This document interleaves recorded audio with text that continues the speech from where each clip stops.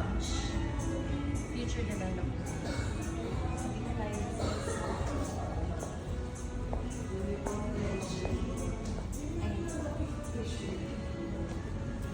Yung unit mo is dito talaga siya sa loob.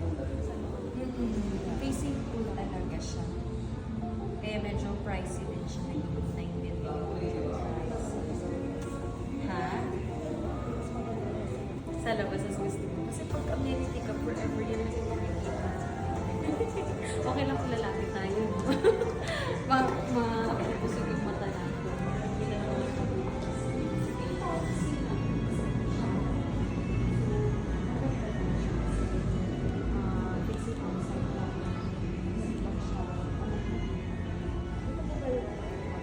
naman mamaya makikita natin. Tapos, dito na tayo sa ano natin, showroom. So, ito yung ito yung dress up with balcony. 27.99. Ito yung sa'yo, phase 2. So, pagpasok mo, meron siya kitchen, toilet and bathroom. This one is dressed up na siya, so parang upgraded na. Pero usually, pag na-turn over sa basic finish lang talaga siya. Pero may free ka na ganito. Yung sa phase 2 mo.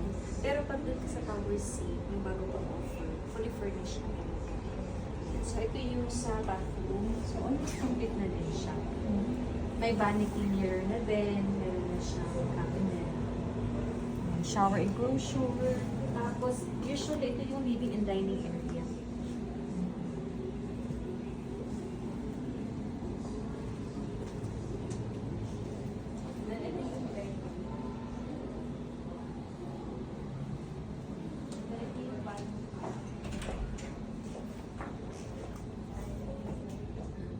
Pag facing pool ka, ito yung makikita. Punta naman tayo sa Tower C para ma-compare mo.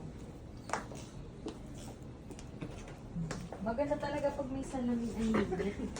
Kasi parang mas lalaki yung space.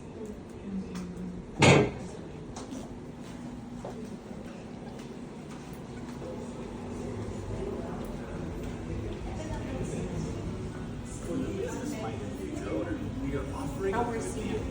With our property management service, we can take care of hassle-free leasing for your units. Investing in Same layout lang. Ang difference lang nila is aircon. Aircon din.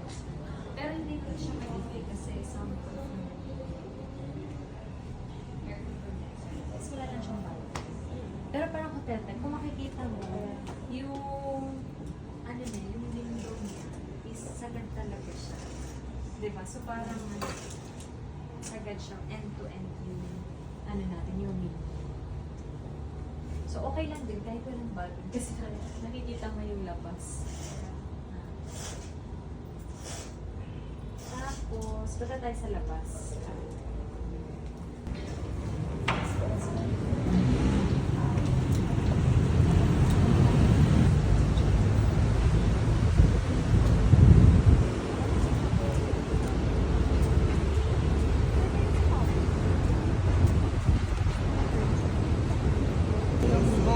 Ito yung nagigit na.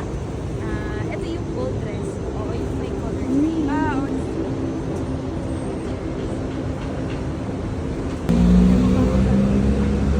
You like. Tapos mag-picture kami. Wow. With balcony.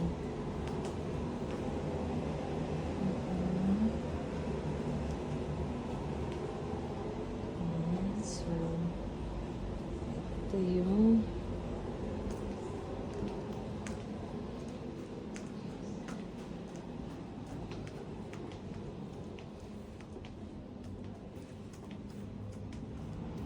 balcony. Medyo, ang difference lang din talaga nila, may balcony.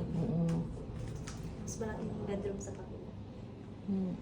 So, yan. This is the one bedroom for phase 1 and phase 2. Ayan. area, bedroom,